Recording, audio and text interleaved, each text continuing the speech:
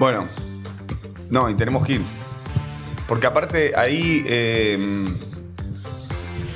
te conté, nuestro amigo de Hindú, que puso gimnasios y demás, y que encima, cerca de tu casa, ahí en Montevideo. Y tenemos... Tatún Lobianco, sí.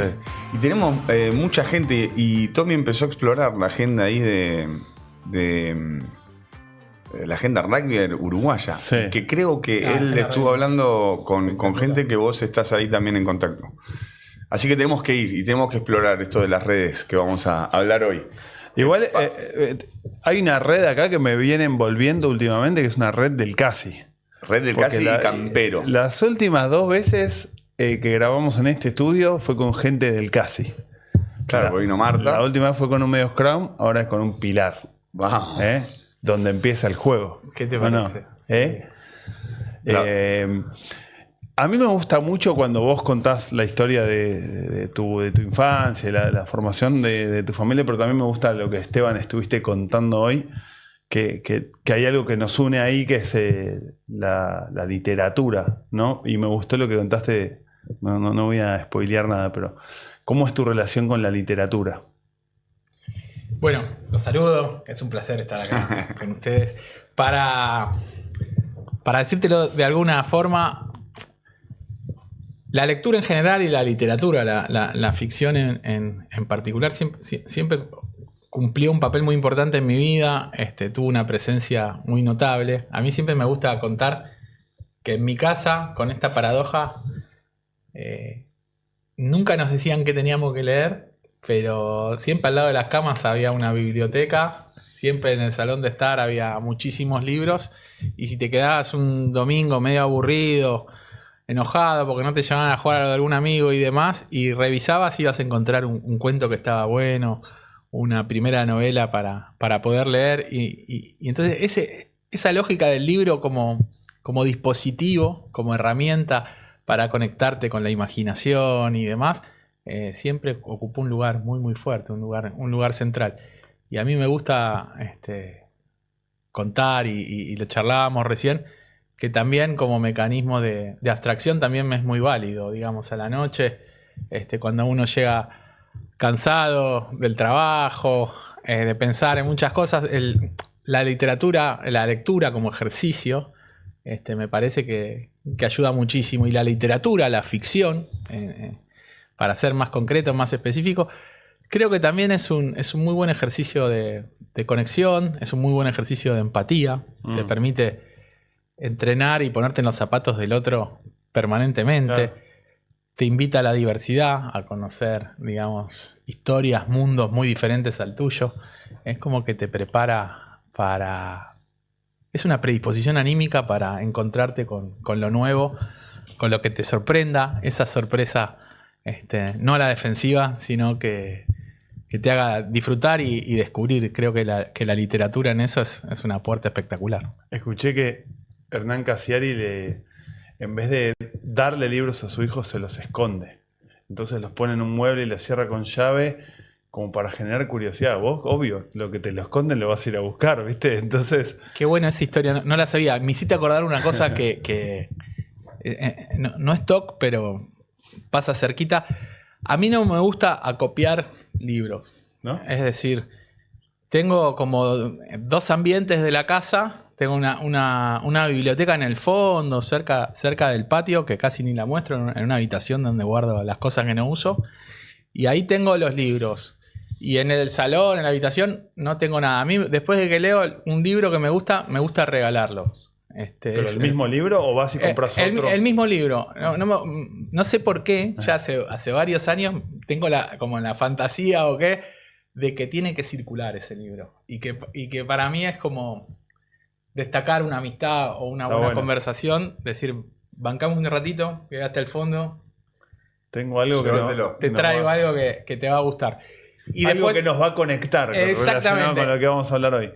Y después, digamos, por la positiva. Por la negativa, cuando acumulo, digo, mirá todo lo que me falta entregar. O sea, me ponen la pila para leer porque tengo que hacer más tengo amigos, que sacar porque no los quiero ahí. No te gustan ahí que estén acumulados. No me gusta por este motivo. Me gusta que circulen. O sea, o esa es mi fantasía. Es decir, que, Está bueno. que Está si bueno. se lo doy a alguien. Fíjate que es distinto a lo que hablábamos la otra vez, que era. ¿Te acordás cuando hablamos de del Humberto capítulo? Eco, que tenía, ¿viste? Sí. Que dice que tiene un montón de libros y que leyó menos de un tercio. Pero porque le gusta ver que es todo lo que no sabe. No, y aparte hablábamos de cómo el acumular los libros muchas veces parece como un activo de conocimiento, cuando Sí. en realidad no es así. No. Bueno, hay que hacer circular los libros. Yo antes creía en eso y ahora creo en tenerlos. Y me mandé a hacer una biblioteca gigante en casa, pero con un objetivo. Me obliga a tener que ir comprando libros todos los meses. Para llenar la tengo que biblioteca. la tengo que llenar. Por ahí no Bueno. los voy a leer. Y por ahí después paso, cuando tenga muchos, hago la de Esteban de empezar a regalar de vuelta. Ahí vos recién decías algo que como una herramienta para conectar, que es parte de lo que Sí. buscamos hablar hoy. Pero yo había prometido, hay algo que nos conecta a nosotros tres, ¿sí? que es muy loco, que es un colegio. Y somos 3 generaciones diferentes, porque vos te promocionaste en un año, yo me promocioné en otro y Esteban se promocionó, fue el primero en promocionarse de nosotros 3. Pero este capítulo que queríamos grabar tiene mucho atrás de eso, por las cosas que a partir de un colegio, de un patio de un colegio, se han generado en nuestras vidas con el transcurrir de los años. Hoy yo decía, mi relación con vos, Tommy, es una relación que puede estar interpretada a partir del rugby, por tu pasado en el SIC, por mi pasado en el CASI. Y es verdad que la conexión deportiva a nosotros nos potenció, pero nosotros teníamos una relación previa, que yo la re-registro. Sí. Que era también por el rugby, por un lado, por tu hermano Tacho, que era de la camada en la que yo jugaba, pero más por el lado del patio del Nacional, que yo conectaba. Esto creo que nunca te lo dije.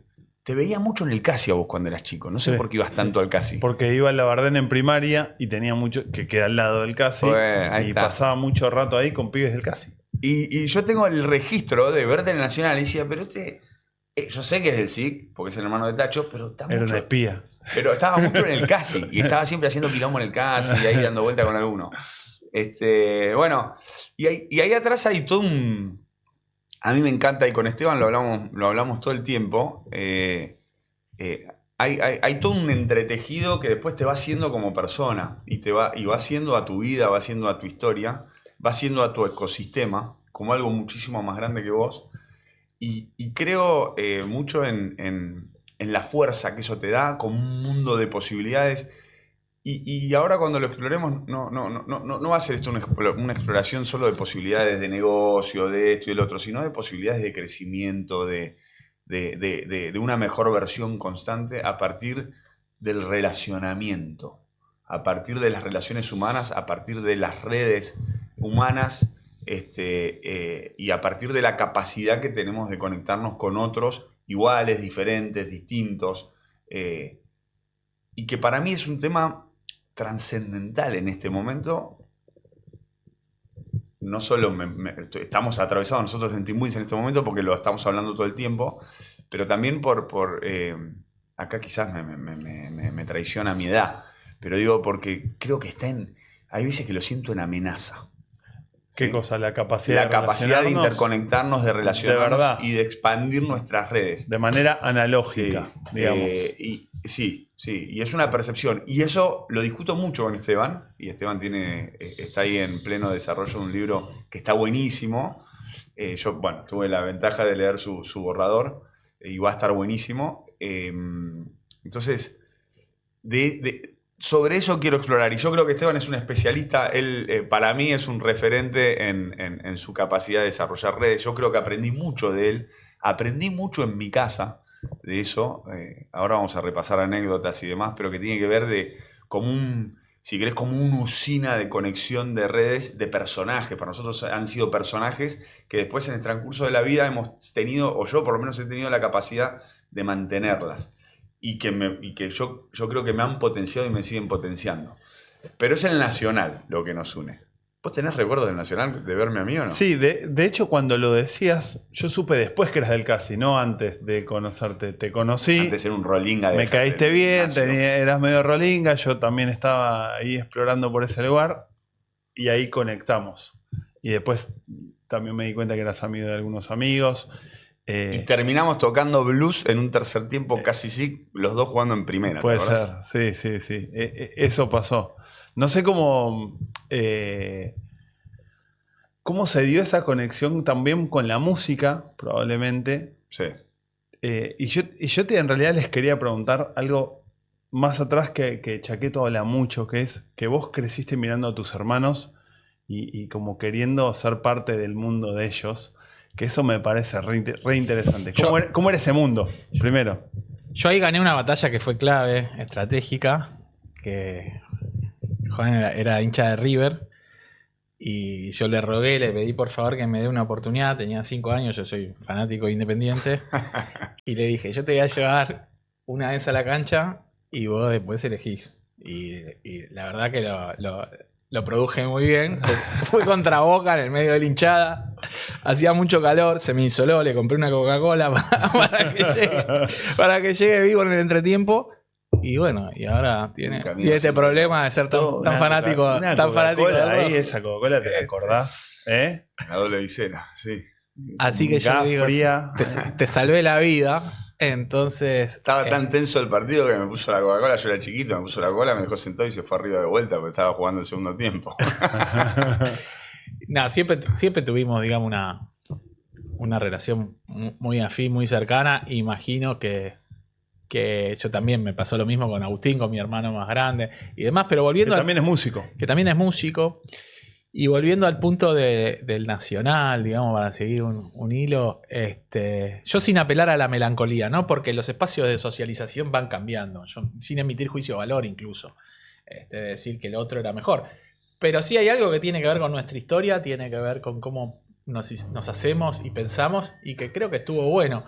Y este era un espacio de acumulación de redes y de capital social muy distinto. La diversidad que se respiraba en este recorte de un colegio público, de un barrio bien, para llamarlo de alguna manera. Nuestro barrio. Y que te permitía nutrirte de diferentes cosas. Y te da una lógica casi de mucha seguridad. En un mundo de identidades más líquidas también, ¿no? Porque uno no dejaba de ser el cheto del Nacional, el rolinga del Casi.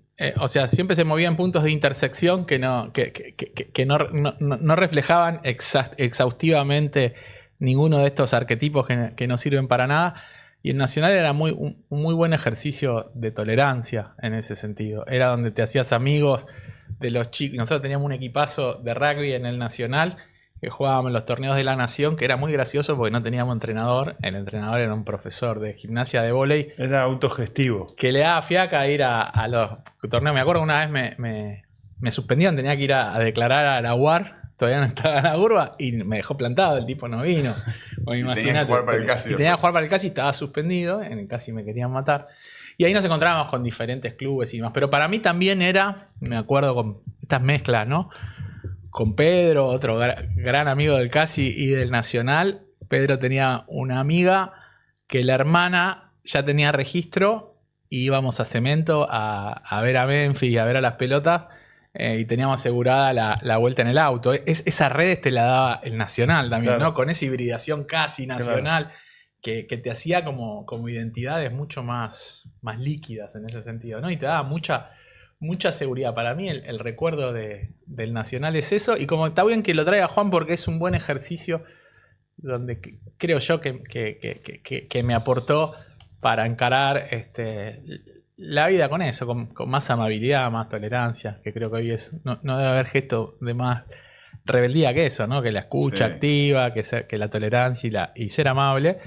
Creo que ese entrenamiento que me dio participar en el Colegio Nacional y en esta intersección del rugby, el nacional, la música, el rock y los descubrimientos, épocas pre-internet, y el under en Buenos Aires, que era una locura, que era espectacular, que te volaba la cabeza, ir al Centro Cultural Ricardo Rojas, ya después, ya en la UBA, y escuchar, participar y escuchar del unipersonal de Tortonese, de Mosquito Sancineto, era una cosa, un flash, que todo eso te lo daba, yo no puedo creerlo, mi viejo no conoce ni la mitad de las historias, eso es lo lindo, espero que con mi hija pueda pensar y valorar lo mismo que yo pienso y valoro en este momento de mis viejos, donde por ahí se enteran de los cuentos y las historias ahora, 30 años después, pero había una confianza, ¿no? También ahí. Y creo que el colegio... Pero había confianza de tus viejos. Había confianza. Yo siempre la metáfora... Haz lo que quieras, sé que confío en vos, sé que va a estar bien. Sí, yo lo veo... Lo trato de practicar con mi hija. Es como cuando yo era chico y estaba jugando por ahí, qué sé yo, en un tobogán, y me asomaba y sabía que estaba mi mamá. Entonces, te da como una seguridad sin estar encima. No sé cómo explicarlo, ¿no? Sí, Esa sí. lógica de... Estoy cerca. Y me parece muy interesante. Pero volviendo al nacional y a las redes, que me gusta mucho, me apasiona mucho hablar de esto, es una construcción de afinidades, de complicidades en historias de vida muy diversas.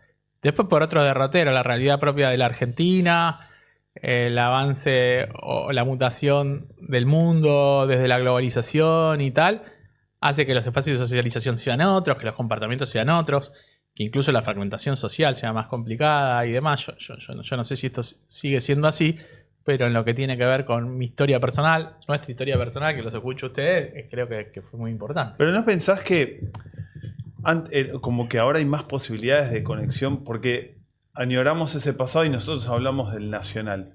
Pero quizá era el único lugar donde se permitía este entrecruce, que me gustó el término, donde surgían identidades más líquidas. Pero vos, siendo rugby, ibas a un lugar que no era rugby y eras el cheto del rugby. O siendo en el rugby viene alguien que es del rock, bueno, este es el hippie o el rockero. ¿No ves que ahora hay como una capacidad más de esa mezcla o de que haya más nichos incluso también? Sí, yo creo que sí. En ese sentido puede ser. Por eso a mí no me gusta tampoco apelar a la melancolía Nostalgia, o a la sí. nostalgia. Soy cero de eso. Ahora no van a cemento los pibes. Hay otros espacios de socialización. De cualquier manera, yo creo que estamos... La gran paradoja es que estamos muy conectados, cada vez más conectados, y al mismo tiempo tenemos una crisis de conexión muy grande. Digamos, para mí hay un hilo conductor ahí y lo podemos ver en diferentes capas. Desde el punto de vista geopolítico, desde el punto de vista de la política doméstica, desde el punto de vista de la economía, y hasta desde el punto de vista personal y emocional, digamos, yo creo que hay una crisis de conexión en el mundo. Y esa crisis de conexión en el mundo es la que nos lleva muchas veces a retroceder, si se quiere, ¿no? Es decir, yo veo que cuesta conectar. Nos conectamos, hay una paradoja ahí. Tenemos nuestra comunicación, tenemos followers, los teléfonos, tenemos todo eso. un montón de cosas, pero algo está pasando que nos lleva a padecer una crisis de conexión que creo que es muy palpable. Digamos, acá si te quedás afuera de determinada red de proveedores, no podés jugar. Acá si no entendés cómo funcionan los bloques de las cadenas globales de valor y planteas tu compañía solamente de tu idea de negocio, estás completamente errado. Pero también acá si no conoces gente, en lo personal, también la tenés complicado. Y en lo más personal, en lo más íntimo, en lo más, si se quiere, anímico y emocional, y una parte que también me preocupa muchísimo, es que el aislamiento, la no red, la desconexión, además se cobra como un problema personal, y yo creo que es un problema social, ¿no? Estoy hablando de la angustia, la depresión y cuestiones por el estilo que hacen al aislamiento. Me parece que son una pandemia o una epidemia social que forma parte de este gran, enorme problema de conexión que estamos teniendo. Recién traías, hablabas que esto nunca lo repasamos, pero la confianza como una emocionalidad fundamental para potenciar la conexión, la red, y lo traías a propósito de la confianza que vos sentiste en los entornos en los que creciste y demás. ¿Cómo? Está bueno eso, porque también lo conecto con que el conectarse es un acto de rebeldía, y para ser rebelde, un rebelde es quien se anima a ir hacia adelante, y para ir hacia adelante y romper algo se requiere de confianza. Y yo lo relaciono con lo que decías recién, esto del peligro del aislamiento y demás, y yo lo relaciono con la emoción contraria a la confianza, que es el miedo. Y ahí es donde posiblemente empieza a suceder como una contradicción, que es un poco lo que planteabas vos, Tommy, que es, teóricamente, en la era de las redes sociales, de la supuesta hiperconectividad, donde somos capaces de conectarnos con gente de cualquier lugar y demás, al mismo tiempo, ahí hay una cosa tecnológica, casi algorítmica, que hace que nos recluyamos cada vez en seres iguales, porque los algoritmos te llevan a tipos casi idénticos a vos, Sí. a pensamientos idénticos a los tuyos, y recurrimos a eso una y otra vez justamente porque es un lugar cada vez más de seguridad. Cuando estamos navegando en Instagram y nos aparece algo muy distinto a lo que estamos acostumbrados, hasta como que nos da miedo y nos queremos salir, no lo queremos ni ver. Y queremos volver a ver la jugada de Pumas Australia. Y me siento bien viendo un video de alguien que ya conozco hablando de un tema que ya me hace sentir cómodo. Está buenísimo eso de la confianza. Sí, yo ahí no te olvides, digo, la confianza, la red es un acto de arrojo también, o sea, tiene una parte donde vos te desprendés, o sea, te estás dispuesto a sacrificarte y claro que hay una pizca de miedo en esa situación, porque vos estás poniendo algo tuyo. Por eso a mí me gusta ordenarlo como que hay dos pilares de la red que son básicos, la reciprocidad y la confianza. Es decir, vos das ese paso, vos te arrojás porque sabés que es una pared que tiene que volver, o al menos ahí está tu riesgo y ahí está tu miedo, que esa pared no vuelva. Que te abras desde el punto de vista emocional y que no tenga una retribución, que lo hagas desde el punto de vista de desarrollar un proveedor en una empresa y no te pague, o un cliente y no te pague y hiciste una apuesta para entrar y te la bancaste, que te paguen a 40 días y te pagaron a 90. Digo, son situaciones donde uno toma el riesgo justamente porque hay reciprocidad, tiene que haber reciprocidad en el acto, ¿no? No mirarlo solamente desde el punto de vista transaccional. Yo soy un convencido, no me quiero poner muy en la filosofía, que somos redes del nacimiento. Es decir, Buscamos conectar. somos desde la biología. Sí, la biología es red. Para mí hay una bióloga que se toma mucho de la filosofía y que para mí es clave, que es Lynn Margulis, Sí. que de alguna manera, en tensión con el evolucionismo de Darwin, no es tan así, pero sí, pone en cuestionamiento solamente la teoría de la supervivencia del más apto y plantea que nosotros para sobrevivir, que somos holobiontes, digamos, ¿no? Que nuestro cuerpo, nosotros tres que estamos acá y cualquiera de los que nos están escuchando, no solamente son un cuerpo humano, sino que son un cuerpo humano que en este momento está interaccionando con bacterias, con microorganismos.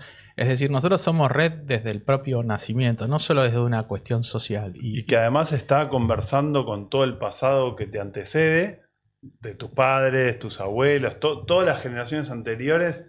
Ahí también estás relacionándote con eso y eligiendo si repetir el hábito que hacía tu viejo o elegir uno nuevo, ¿no? Por eso, una nueva conducta. Por eso, ahí digo, sin ponerme muy en la filosofía, pero somos red, para mí somos red desde el principio. No lo digo ni como un postulado ético, ni tomando una posición que es mejor vivir en red. Somos red, entonces padecer las desconexiones puede ser un problema serio. ¿Sabes qué? Una vez me pasó algo y ahora lo quiero presentar. Primero, esta necesidad de conectar la tenemos todos. Pero a mí me surge una pregunta que es muy importante, es desde dónde conectamos, ¿no? Desde, por ahí, hablando desde la psicología, desde la pulsión de vida o la pulsión de muerte. Y una vez vi una experiencia que estaba en un parque, en el Parque Saavedra. Si digo Parque Saavedra, ¿en quién pensás? En Platense. Sí, claro. ¿No? Y yo estaba con un jugador de fútbol playa y que el pibe este tenía un pantalón de Boca. Pero bueno, estábamos conversando, en una época yo hacía coaching deportivo. Y estábamos charlando y de repente vienen 3 pibes, nos rodean y le dicen, rajá de acá. Y yo le digo, lo conoce, ¿viste? Como Le debe guita. sorprendido, le debe guita, ¿qué pasó? Rajá de acá. Y le tiran una piña al chico con el que yo estaba, le tiran una piña y digo, ¿qué pasó? Y no, bueno, váyanse del parque. Cuestión, eran de la barra brava de Platense. Hasta que yo entendí lo que estaba pasando, tardé un buen rato. Bueno, nos vamos, le digo, pará, te dije, tener que pelearme a los 30 y pico, no me acuerdo qué edad tenía. Me fui y la reflexión que tuve, finalmente nos fuimos a otro lado, es estos pibes que pertenecen a la barra de Platense están buscando algo de lo que en donde pertenecer. Y lo hacen desde la pulsión de muerte, ¿no? Pero no me importa, pero yo pertenezco a este lugar. No importa que la vida que conlleve pertenecer a esto. Si es echando gente de la plaza porque tiene otros colores. Y si también involucra tomar cerveza todos los días a la tarde. Pero igualmente hay una necesidad de conexión y de red, que es la barra brava de Platense. Está genial. Son espacios de pertenencia que el ser humano busca para sentirse contenido, ¿no? El tema es cómo lográs regenerar o fundar espacios nuevos de acumulación de capital social y redes que transformen eso en una pulsión positiva, ¿no? Que te hagan mejor, que te nutran. Ahí hablaste de algo que está muy bueno, que es que vos sos economista también. Yo soy sociólogo y hice maestrías en economía. Y hablaste del capital, y ahí es donde nos empezamos a meter, ¿no? Como que me parece interesante esto de la red y el capital, no solo como el dinero, sino como un activo. Bueno, esto en la sociología se estudió muchísimo. Uno de los grandes estudios fue de Putnam, que se llama Bowling Alone, y hace un análisis espectacular de la sociedad norteamericana y plantea esa metáfora de las personas, sobre todo varones, que empiezan a ir a jugar al bowling solos, ¿no? y que dejan de compartir el espacio. Cómo empieza a haber una sociedad que empieza a comportarse más, empieza a atomizar, ¿no? Y empieza a perder cierto... Y el capital social es un capital, justamente, como bien vos decís. Hay un capital relacional que es un activo. Es decir, y cuando vos tenés un emprendimiento o una empresa, es un activo con el que contás. Y es un activo que se tiene que mantener como todo capital. Por eso lo de la reciprocidad y la confianza. Y es un activo que también tiene que tener una estrategia. A mí me tocó trabajar para UNICEF en Nicaragua, una experiencia muy, muy linda, espectacular, en la playa, en Tola. Y uno de los ejercicios que hacíamos, los emprendedores que teníamos eran muy divertidos porque había muchos que eran academias de surf, todo muy ligado, ¿no? al mar. Y uno de los ejercicios que hacíamos, que se llamaban los mangos bajitos, trabajábamos con un árbol dibujado de mangos y vos tenías las ramas más altas, las ramas más bajas, y tenías mangos que estaban más altos y más bajos, y tenías mangos que estaban más maduros y más verdes, ¿no? Entonces vos tenías que buscar el momento exacto y preciso. El mango bajito era una persona que teníamos en nuestra red, de nuestro equipo de emprendedores más cerca. Y el y el mango bajito podía estar verde. Entonces yo tenía que tener una estrategia de redes. Es decir, pará, no la llamemos a tu prima todavía, que es la jefa de compra del supermercado. No estamos en condiciones de hacer ese llamado. ¿Por qué no esperamos? Bien, está bueno. O decís... no, tengo un mango maduro, pero que está en la rama más alta. Es decir, yo no lo conozco. Al que contrata a los tour operadores del hotel más grande de Nicaragua. ¿Cómo hago para llegar a esa rama? Porque esta fruta está madura y se va a pudrir si no se la vendo ahora, porque tengo competencia o tengo otra gente que está usando esto. Es decir, cuando hablamos de redes y las queremos operacionalizar, hay un trabajo, hay una estrategia que hay que tener bien en claro. Inclusive yo siempre les sugiero a los emprendedores, a las pymes y demás, que tengan un mapa de redes, ¿no? El mapear las redes para mí es uno de los anexos más valiosos que puede tener un plan de negocios. Es decir, saber tener un mapa de redes de contactos primarios y secundarios y en qué momento los tengo que jugar. Porque muchas veces estamos como viendo una cosa del colegio y y somos hermanos y amigos, muchas veces los contactos más poderosos no son de mi red más cercana. Total. Entonces tengo que tener una estrategia. Está buenísimo. Es decir, el mundo de las redes aplicado a la vida, a la política, a los negocios, a lo que ustedes quieran, para mí siempre requieren de una estrategia. No está mal plantearse una estrategia. Incluso desde el punto de vista personal, no está mal plantearse una estrategia. De decir, estoy súper absorbido con mi trabajo, con esto y con lo otro. Hace mucho que no llamo a tal. Planteárselo, a mí no me parece una mirada utilitaria, sino todo lo contrario. Me parece una mirada inteligente y estratégica porque digo, la red hay que regarla y es reciprocidad y es confianza. Bueno, tenés que venir a Team Wins a contarnos de esto, porque justamente estamos atravesando, ahí en Team Wins estamos atravesando justamente eso. Yo de manera quizás inconsciente, es algo que lo tengo instalado en la mesa. Tommy, vos sos testigo. Y los chicos de Team Wins que estén escuchando ahora se van a sonreír seguramente en este momento. Les quemo la cabeza para bajar las redes que tenemos. Y trato de alejarlos del estrés y la ansiedad de que son redes para venderles algo. Y yo trato de ir por el lado, no, son redes para que nos conectemos. Y en realidad yo también yo liderando Team Wins, lo que estoy tratando de hacer en ese ejercicio es entender qué tan grande, qué tan pequeño, o por lo menos cuál es la dimensión de mi capital social, de nuestro capital social, hasta dónde llega nuestra red. Team Wins está buenísimo porque no somos todos iguales del mismo nicho. Venimos de diferentes lugares y yo ahí veo una recontra oportunidad. De Peter aprendí mucho esto. Peter, mi socio en Team Wins, que él viene de Suiza. Y él, a la tercera reunión que yo le hice con gente del rugby, él me decía, no quiero ver más gente igual a vos. Y después entonces le gustaba comerse un asado con el que no sabía nada de rugby y venía de otro barrio, nada que ver al nuestro, y le fascinaba comer, y lo invitaba a comer quesos que él traía de Suiza. Uh-huh.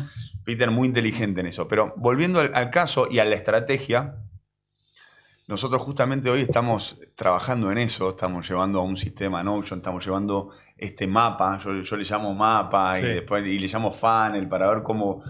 Esto de los mangos me viene bárbaro. Si tenés algo para leer, claro, tráemelo, porque para mí es un funnel en realidad que digo, no importa, tiremos acá, traducido en mangos sería, tiremos acá todos los mangos que tenemos, después vemos cuáles son yo los llamo los más fríos, los más calientes, para ver cuál vamos llevando. Y una cosa que yo incentivo en ese lugar es, entrenemos la capacidad de relacionarnos. No me interesa la capacidad de vender. Yo ahí le digo, dejen que venda yo después. Como la última conversación será mía, pero sí tenemos, y ahí están lo que nosotros llamamos las reuniones de relacionamiento. Incluso llevamos KPIs de cuántas reuniones de relacionamiento estuvimos. Y muchas veces me encuentro con que viene alguien y me dice, no, tú una reunión, pero no nos va a llevar a nada. No importa. O sea, ya llegaste a algo. Tuviste una reunión de relacionamiento con alguien que hace algo distinto a vos, que no tiene nada que ver con vos, y quizás hoy es un mango re verde, pero quizás en algún momento madura y vos ya contás con ese mango. Y eso de la mirada estratégica creo que es fundamental. Es más fácil pensarlo a nivel, si querés, laburo, cuando ponés la palabra estratégica. No se me ocurre mucho a nivel personal. A mí hay un tema ahí, está buenísimo lo que decís. Me acordé de... Tiene que fluir, tiene que ser natural. Es decir, te tenés que creer esto. Y yo creo que hay que encararlo como una manera de vivir y de forjar un mundo más lindo. Digo, conectado, con una predisposición anímica hacia la conexión. Y eso conlleva un bagaje, es un ejercicio de tolerancia y de respeto a las diversidades, porque vos tenés que sintonizar, ¿no? Hay algo también de juego ahí. Muchísimo. Perdón, porque para mí un tipo muy bueno relacionando es mi viejo. Mi viejo laburó en el mundo de la construcción muchos años. Y trabajaba con tipos de vida muy sacrificada, como los pintores, y de pronto con tipos que lo contrataban, que eran de pronto un dueño de un banco, un ingeniero. Fíjate qué importante ahí, porque yo pienso en tu hijo, pienso en el SIC, Eminencia Zanjera. Sí. Y ahí ya estoy pensando, cuando me lo contás, yo me lo imagino con la camiseta del SIC, esa es la imagen que yo tengo de Tacho. Sí. Y Que Y la me- rompía toda. La rompía toda, sí. Pero es verdad, pero pará, pero fíjate, perdón que te interrumpa, pero fíjate el rol que cumple el deporte del SIC en eso, porque está laburando, como vos decís, y seguro el banquero, bueno, justo usted tiene al banquero también, seguro el Sí. banquero viene del mismo lugar, y tu hijo de tener una habilidad social para conectar con los Mucha dos habilidad. mundos. Y eso para mí fue una escuela. Yo iba a laburar, lo acompañaba a mi viejo, iba a ver qué hacía él, cómo se portaba él, y me parecía genial cómo le hablaba. De pronto, había un pintor, me dice, le tengo que hablar a Delio, un pintor que está medio deprimido, ¿viste? Bueno, entonces lo veía que se lo llevaba y lo agarraba, ¿viste? Le hacía coaching, pero él no sabía lo que era el coaching. Y el tipo volvía y con el pecho inflado. Salía a taclear a Delio después. ¿Viste? Y Delio salía. Y cómo él se manejaba con la gente, o de pronto frenaba en un lugar, mirá, hay una obra, voy a anotar el número. Mi viejo fue de las primeras personas que tuvo celular en Argentina. Porque lo necesitaba. Y llamaba, ¿viste? Y llamaba y entablaba una conversación. Ah, vi que acá están por hacer una obra, bueno, ¿y qué están licitando? Ta, ta, ta. Bueno, ¿dónde es la oficina de ustedes? Lanzado, vos en un momento dijiste, es un acto de arrojo. Y que me encantó esa. A mí me parece, con esto que decís de tu viejo, queda clarísimo.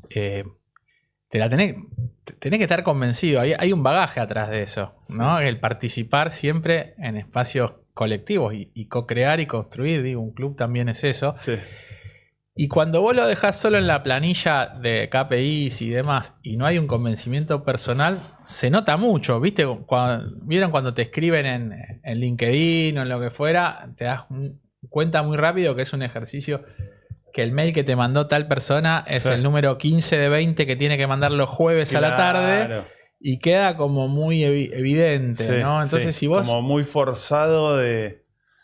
La regla tenés que sentirla, tenés que estar convencido de esto que... Porque hay algo de eso. La gente la gente buena con las relaciones es muy natural. Sí. Sale como muy natural, no es como bueno, tengo que caerte bien, ¿viste? Es como que hay algo también que se da que es como un entrenamiento. Porque poco, tiene ¿no? un entrenamiento y mucha inteligencia atrás, y el disparador, ahí está también una paradoja que para mí es genial,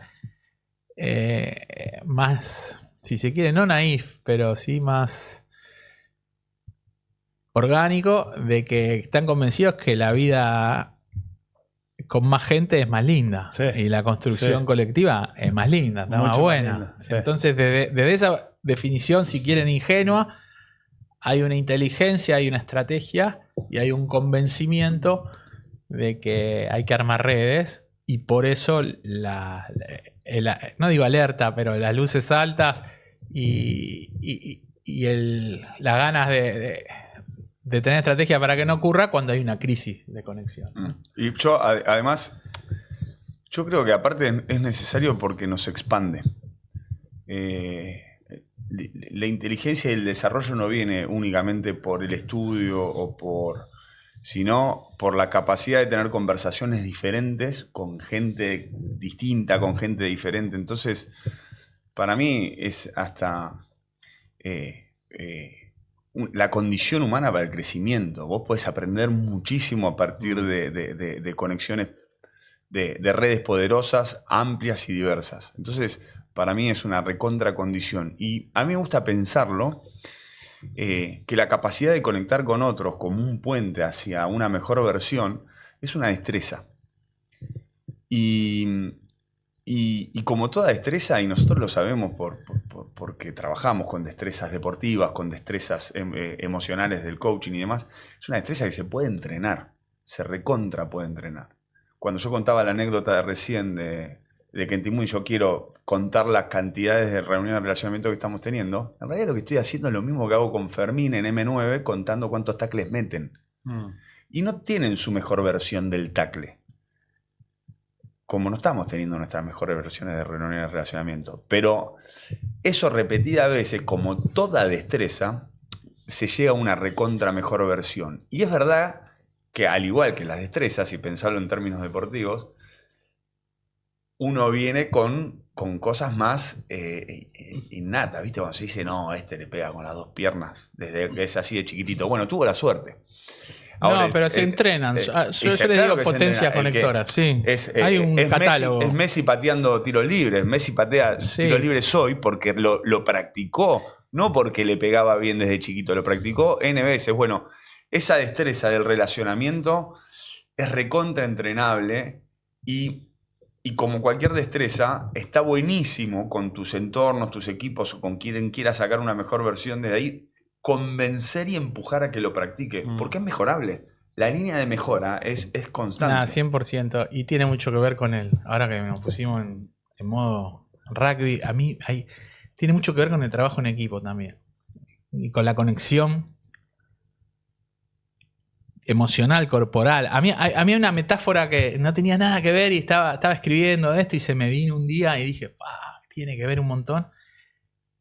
Es en el rugby una jugada entrenada y preparada que sale bien. O mejor dicho de otra manera, en mi memoria emocional, digo, no puedo creer que sea tan importante, pero me conlleva a un recuerdo de mucha satisfacción ese logro colectivo de que salga en un partido una jugada. Sí.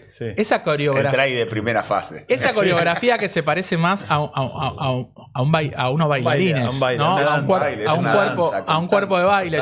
Yo esto lo compartí ahora con el libro que estoy escribiendo con una amiga que es bailarina y llegábamos a la misma conclusión. Es muy coreográfico y tiene que ver con una conexión y una red de cuerpos, de gente que se tiene que poner de acuerdo en un momento determinado. Y el formar parte, porque a mí me tocaba solamente, era un papel importante igual, ¿no? En una jugada en el line que te la daban, o yo o encaraba la apertura, o se la daba al primer al segunda línea, pasaba por acá. Y para mí eso era un montón. Sí. O sea, el participar de una situación que también lleva, y tiene que ver con la red y los cuerpos y las conexiones, también lleva mucha repetición, ¿no? El ejercicio de repetición con mucho menos sexy que el logro, que el try y demás, pero que es la base para que todo esto ocurra, ¿no? Yo siempre me acuerdo, y de los papás de mis compañeros, que eran nuestros entrenadores de chicos, el estar 2 horas en Escobar haciendo la rondita de la pelota y que te decían cambio y había que dar vuelta para el otro lado y si estaba distraído la madre de un tonto. Antes nombraste a Lynn Margulis y yo había escuchado su nombre y me introduje un poco en su trabajo a través de Roxana Galán, que fue bailarina en el Colón, y ella tiene un método que se llama Naturaleza de la Fuerza. Es un método para aprender a moverse que ella aprendió por el ballet. Lo inventó un francés o un australiano. Y ella habla de que el cuerpo es una red de tensiones y que, digamos, moverte es también una relación con el entorno, ¿no? Que moverte tiene que ser una danza, porque vos no te movés solo, vos te movés empujando al mundo, decías, re poética la manera de decirlo, ¿no? Es muy hermoso y vos cuando te movés en realidad estás empujando el planeta. Me parece espectacular eso, después te lo voy a pedir porque me viene... Y había algo muy lindo que si vos pensás de esta manera, que vos en realidad bailar no es que te pongan música y danzar solamente, sino que todo el tiempo puede haber una danza. Es una intención en cómo te movés, en cómo conectás el lenguaje con el otro. Entonces, y vos todo lo conecté porque hiciste el gesto de un pase de rugby, ¿no? Que siempre que lo mostramos, finalmente es algo como, ¿no? Como algo de un movimiento, una danza. Y pensar en danza lo conecto con esto. Es un recuerdo que tengo yo, que tiene mi cuerpo, de una instancia de conexión con otros. Sí. O sea, a mí en un momento de mucha reflexión, que estaba trabajando mucho tema de conexión y me vino esa imagen y dije, pasa algo. Esto es una instancia muy concreta de red. Y dijiste una cosa con el planeta, con el mundo. Hay otro filósofo teórico que a mí me gusta mucho, se llama Bruno Latour, que también hace un pase importantísimo, que es el tipo, en resumen, plantea que vivimos en red y no solo entre humanos, entre personas, sino que la red es interespecie, que la red es humano-máquina también, y que los objetos, cualquier cosa, también generan una instancia, dice, tienen agencia, tienen capacidad de incidir y de modificar el curso de las cosas. Y eso también me parece un ejercicio de mucha humildad, digamos, ¿no? De de poshumanismo, para llamarlo de alguna manera, de entender que no todo gira alrededor del hombre blanco europeo, que fue el que forjó la modernidad, que fue tan importante para nuestro desarrollo, pero que realmente no es la manera, creo yo, como funcionan las cosas. Entonces, somos red, formamos parte de red y formamos parte de redes con otros. Y esos otros no somos solamente humanos, y esos otros muchas veces nos llevan a muchas preguntas y a miedos, ¿no? A decir, por eso muchas veces yo no digo que no esté bien, hay mucho escrito por eso y muy bueno, y hay que tener precauciones y demás. Pero por eso el primer gesto con lo nuevo, la inteligencia artificial, los robots y demás, es cierto temor. Y hay todo un bagaje cultural atrás de eso, ¿no? Hay una distopía muy bien narrada de las películas y demás, donde el futuro aparentemente se presenta apocalíptico y tenemos que estar a la defensa porque se viene un mundo más bravo. Pero también tiene que ver con una lógica que usamos los humanos, que es la lógica de la dominación, ¿no? Total. Entonces esa distopía está pensada desde esa lógica. ¿Yo domino o soy dominado? Exactamente. Por eso me parece, lo traía a relación a esto que decías, me parecía muy importante lo planetario, que es concebirse como parte de una red más extendida, y que nos lleva a tener un compromiso más a largo plazo y más serio con dónde estamos, dónde vivimos y cómo nos relacionamos, ¿no?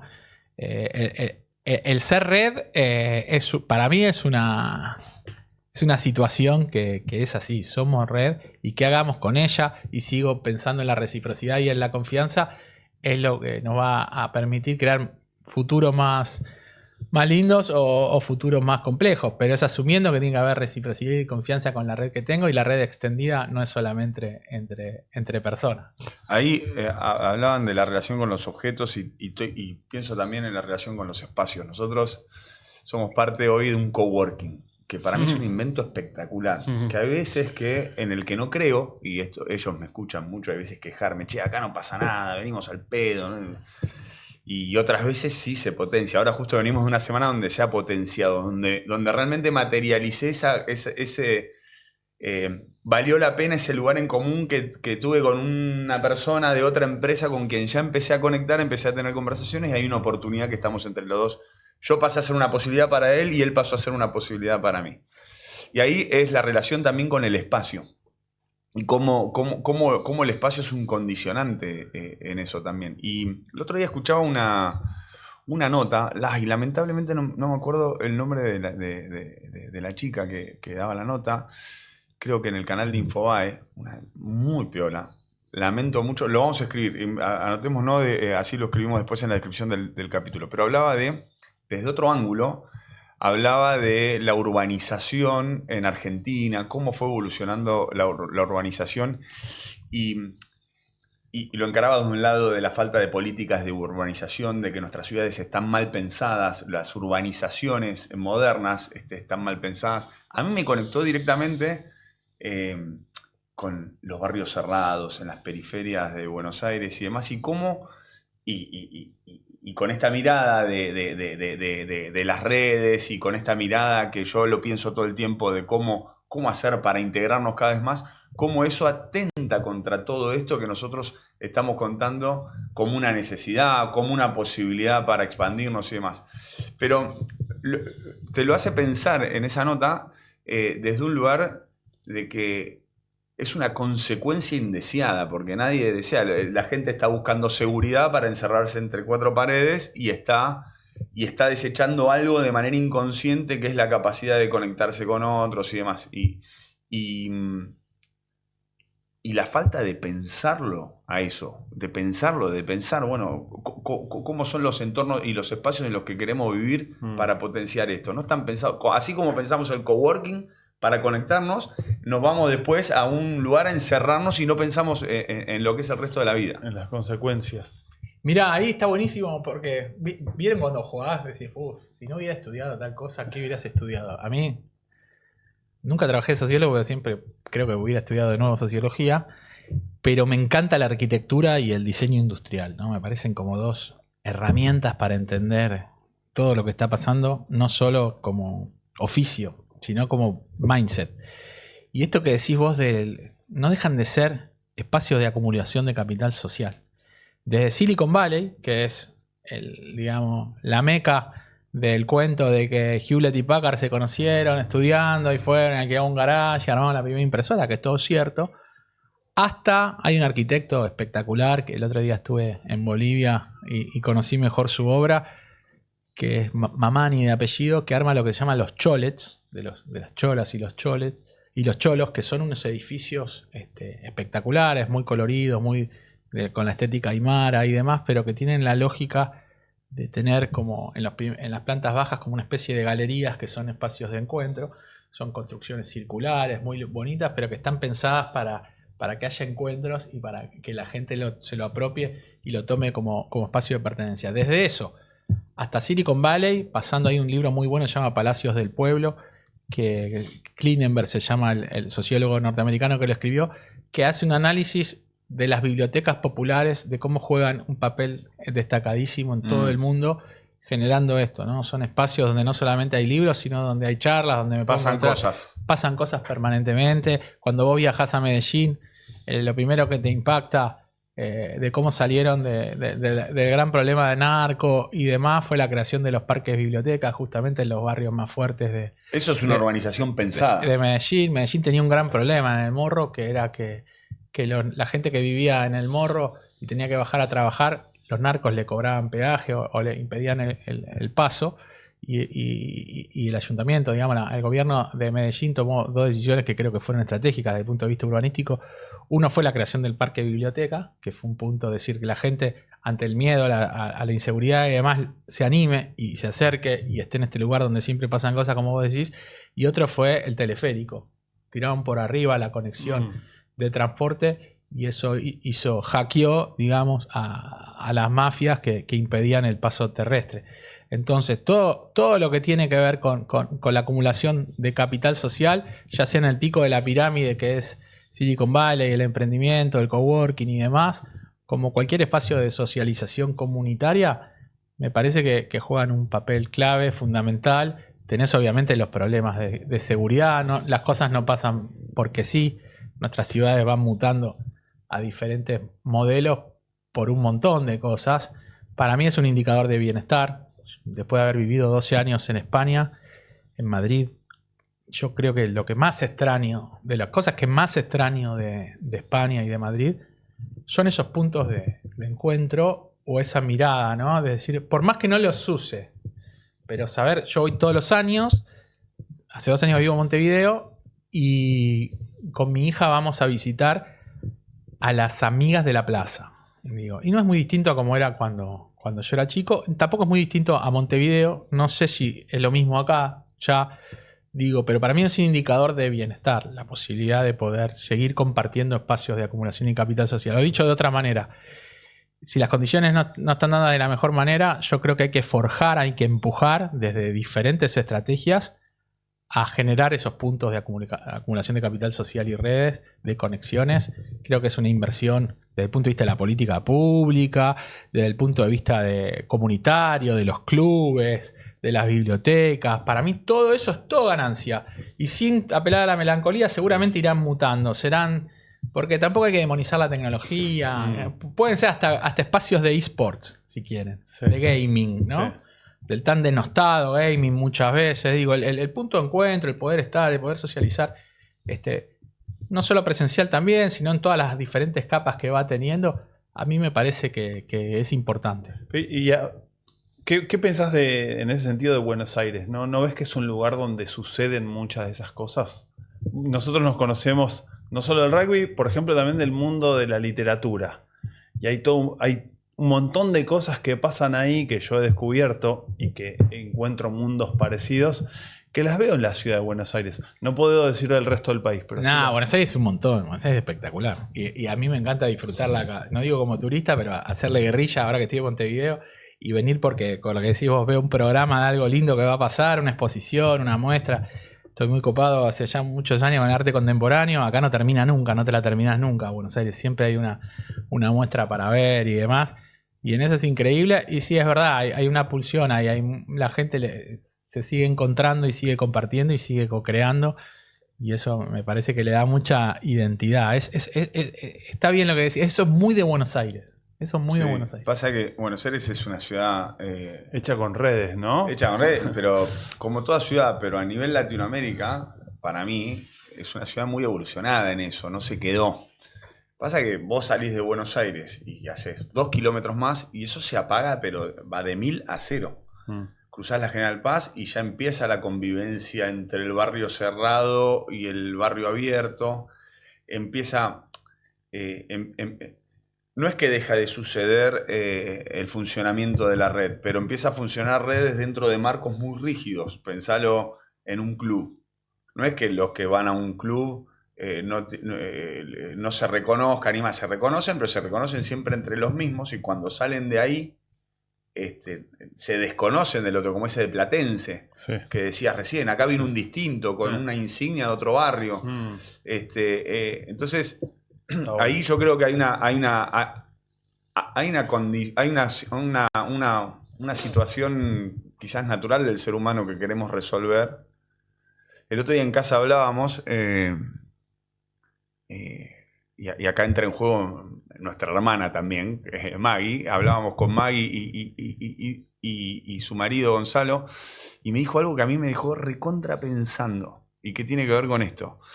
Yo estaba enojado por el fútbol, por Independiente, que esto, y, decía, y realmente le contaba cómo me empecé a alejar como del fútbol y cómo me parece... Empecé a tener como una mirada que nunca me hubiese imaginado de, che, qué tontería esto de inconsciente, de no darme cuenta de que me estoy volviendo loco por algo en el que no tengo nada que ver, no los conozco, no sé. Y me contestó Gonzalo, me dijo, bueno, es la necesidad de formar parte de un colectivo más grande. Y eso es re importante. Yo dije, puede ser. Pasó con el Mundial eso, ¿no? Yo no miro a la selección casi nunca. La verdad, en las eliminatorias. Hoy jugaba Argentina. Y ahora sí, por ahí si no está Messi, por ahí lo voy a ver menos. Pero el Mundial, cuando ganamos el Mundial, yo creo que todos debemos haber llorado. Terminó el partido, a la final yo me puse a llorar. Dije, ¿qué pasa? Y me pasó lo mismo con Maradona. Cuando murió Maradona, que me puse a llorar, dije, ¿esto dónde estaba? Sí, pero es algo de eso de... Total. Le está pasando algo a tu colectivo grande. Nuestro colectivo, somos nosotros, ¿viste? Y acá estamos, mirá, nos pasó una buena. Que hay un relato de cada uno, ¿no? El ser argentino es muy distinto para cada uno. Es lo que sucede con todo, el ser argentino. Ayer, siguiendo la línea de lo que te contaba del fútbol, el ser argentino, yo esto te lo traduzco, el ser de Independiente. Más chico. Me acuerdo todavía. cuando pasó todo este conflicto, lo llamo Esteban, porque él es uno de Independiente, es uno de los míos. Y realmente la charla, che, ¿qué te pasa vos con esto? Porque yo estoy destruido. El tema que el desastre que ocurrió contra el equipo de Chile. Yo me siento destruido y me empecé a encontrar con gente de mi colectivo, que es el de y estamos dolidos porque nuestro colectivo está dañado. Y en su convivencia con otros colectivos hoy está mal visto. Y ahora te encontrás con nuevas generaciones de hinchas de Independiente y su construcción de ese colectivo es muy distinta a la mía. Porque les pasó cosas distintas. Yo tuve la suerte de ver otros campeonatos que ellos quizás no vieron y demás. Pero siempre hay como una lupa más grande que es parte de un mismo colectivo. Hay una necesidad constante de ser parte de estos colectivos. Me dejó recontra pensando esta conversación. Y ahí hay un lugar donde nosotros los seres humanos la cagamos. Sí, ahí me gusta desandar eso también, porque yo creo que para ser un buen conector tenés que desprejuiciarte, y para desprejuiciarte vos tenés que hacer un ejercicio de mucha humildad de desarmar tus identidades. O sea, ahí está el juego.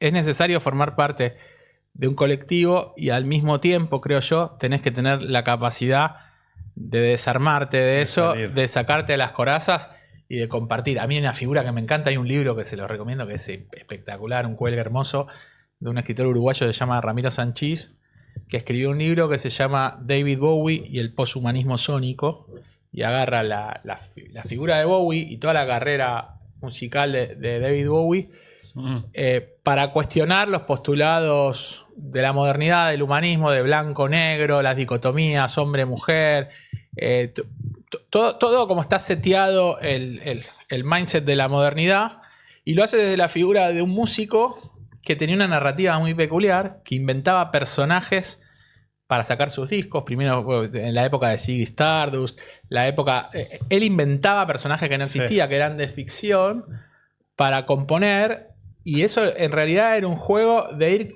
construyendo identidades y cambiarlas al toque en los otros discos que seguían, ¿no? Y ese ejercicio de poshumanismo me parece que es interesante desde el punto de vista de la tolerancia, ¿no? Y para mí las conexiones necesitan de tolerancia y la innovación necesita de conexiones, y para mí esta es como, no sé, soy un convencido que este es el conducto hacia la innovación y la creatividad también, ¿no? Esta capacidad de desarmarte y de entender, y casi de un juego, ¿no? Hay una artista china que me encanta, que hace poco hubo una exposición muy buena en el Malva, que se llama Cao Fei, que Cao Fei hace un trabajo hermoso hablando de los avatares, ¿no? Y analiza dos momentos históricos recientes de la tecnología. Uno es la época de Second Life, ¿se acuerdan de Second Life? Cuando había que armar las ciudades y demás. Y la otra es más ahora con todo lo que fue los desarrollos de Meta y el NFT y demás, que hay una diferencia tecnológica muy grande, pero lo que tienen en común es esa capacidad de armar avatares, ¿no? Y no desde el punto de vista negativo, sino también positivo, esa capacidad de ir generando como identidades múltiples, que si vos lo tomás bien a eso, es un muy buen ejercicio de diversidad y de tolerancia, y eso para mí te lleva a una construcción de redes más fuerte. Lo que decís de las pertenencias a colectivos, obviamente estoy de acuerdo. Hay veces que se vuelve, cuando vos decías de la expulsión negativa y el chico de River era, o de no sé, contra el de Platense, contra el de Boca, tiene que haber anticuerpos, tenemos que generarlos, esa capacidad de salirte, ¿no?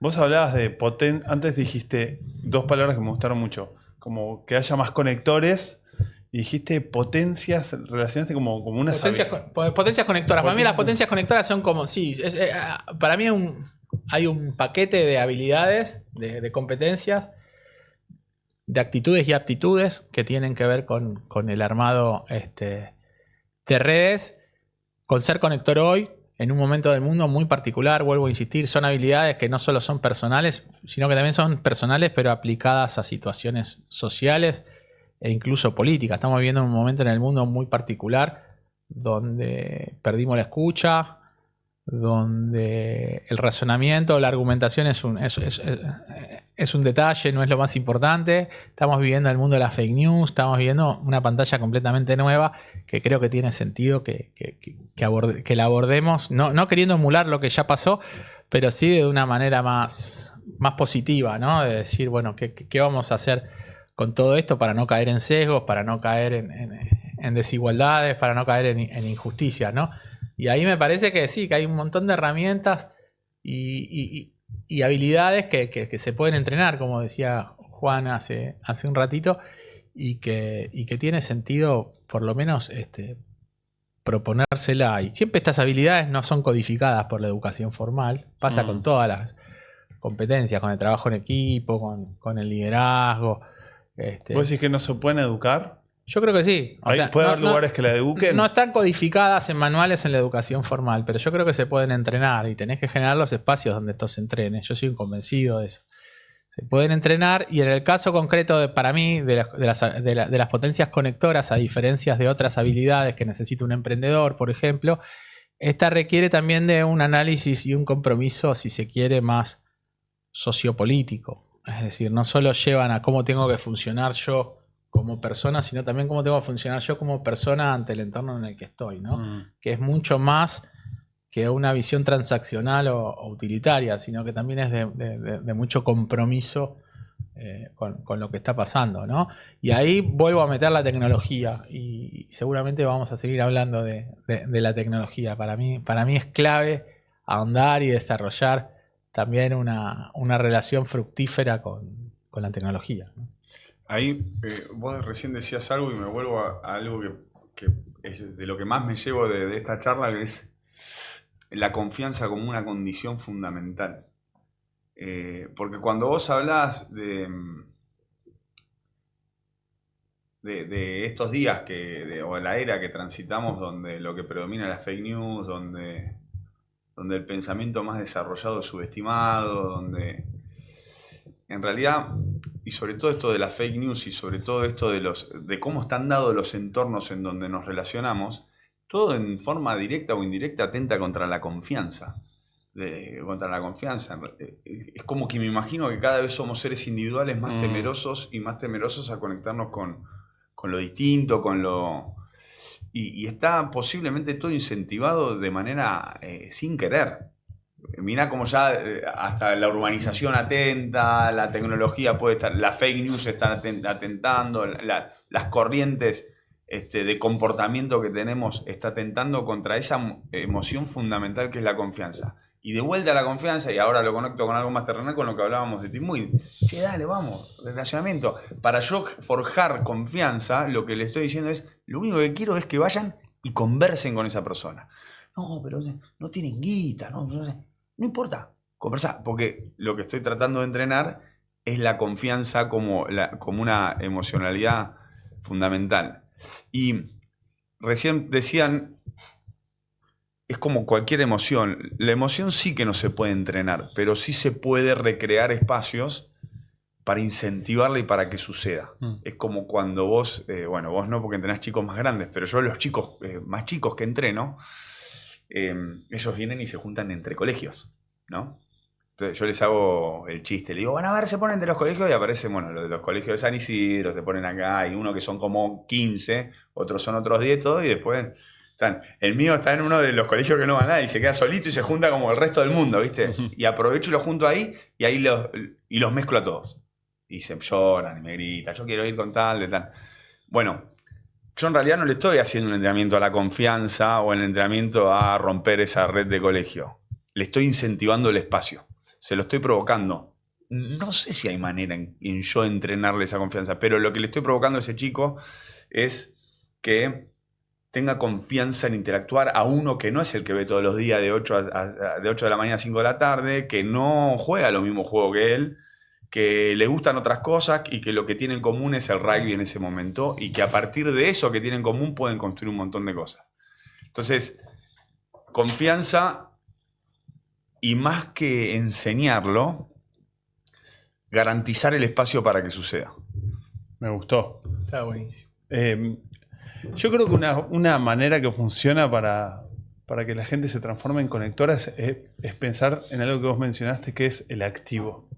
Algo que por ahí está de moda y le escuché el año pasado decir a alguien que no solo el interés compuesto se da en una inversión económica, el interés compuesto también funciona en las relaciones.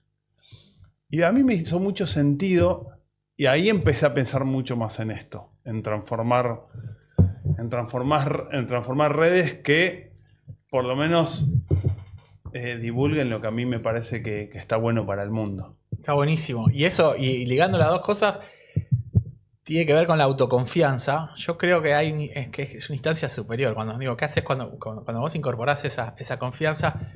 Yo creo que estamos en un momento de postproducción también, ¿no? Hay un filósofo, Nicolás Bourdieu, del arte contemporáneo, que lo plantea muy bien, que dice, tiene mucho que ver con la creatividad. La mayoría de las cosas ya están creadas, ¿no? Entonces, ¿cómo yo creo tomando cosas de todo? A mí me gusta la figura lo llamo también lo robé de otro libro de un filósofo español, el Homo Sampler, es la capacidad que tiene el ser humano hoy de crear. Homo Sampler. Sí, lo usás en tu libro, sí. Sí, de samplear, de mezclar, de remixar a la hora de crear. A la hora de crear una empresa, a la hora de crear una idea, a la hora de construir un colectivo de lo que fuere.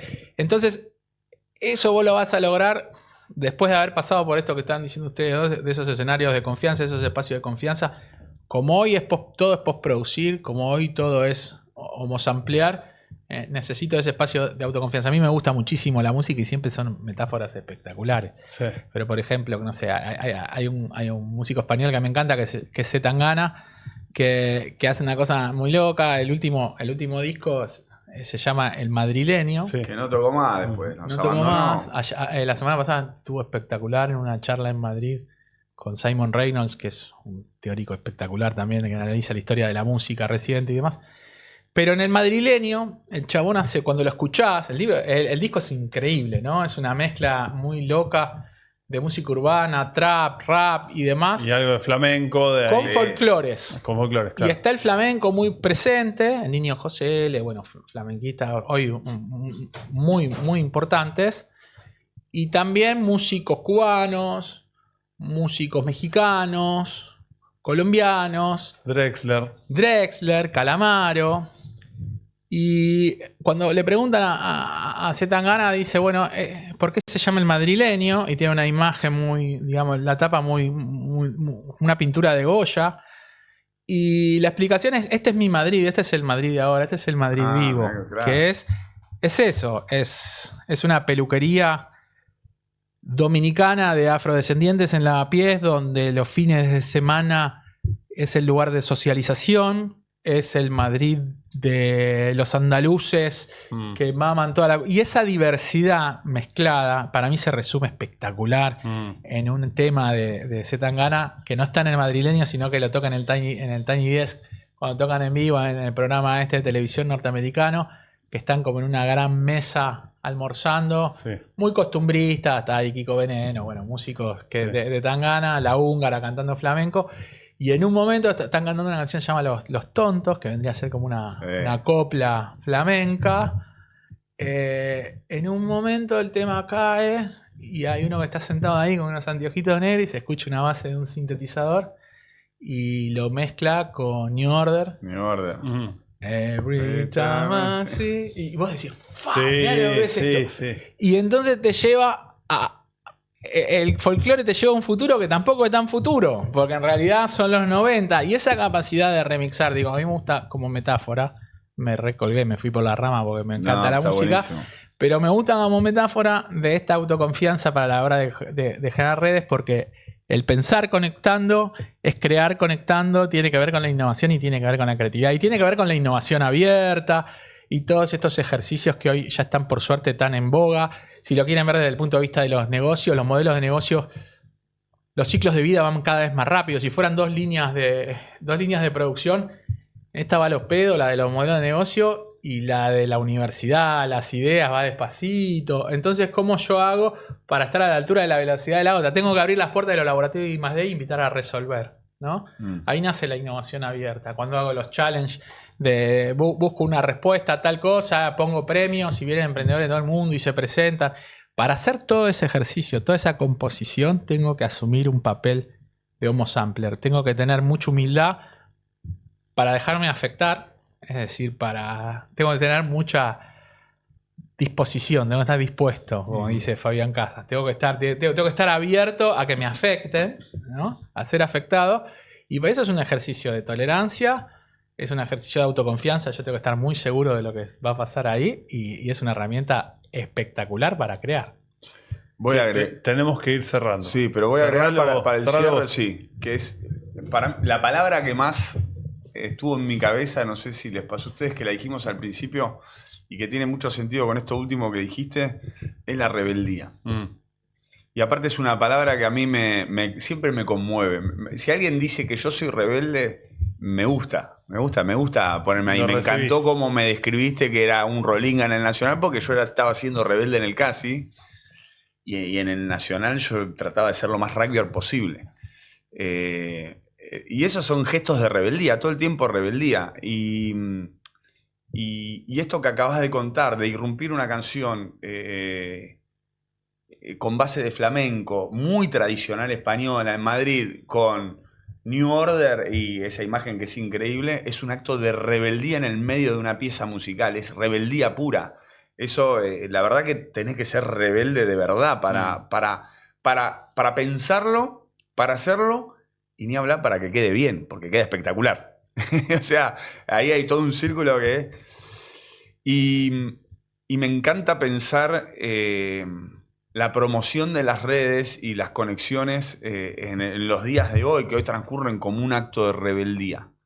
Me encanta pensarlo así. Y salgo de acá con ganas de ser un conector rebelde que va a juntar mundos, como alguna vez nos pasó, y en eso agradezco, y escuchándole a Esteban es como que me viene todo. Creo que mi casa ha sido un lugar de rebeldía en ese sentido, muy incentivado por mis viejos. Esteban tenía sus historias, yo tengo las mías también, donde con actos de rebeldía forjaban a esto de todo el tiempo conectarnos, y que en definitiva creo que lo estoy haciendo hoy también con mis hijos, y lo pensaba hoy en la conversación, del solo hecho al lugar en donde los mando a estudiar, que sea distinto al lugar a donde los mando a hacer deporte, y que sea distinto al lugar donde lo mando a hacer batería.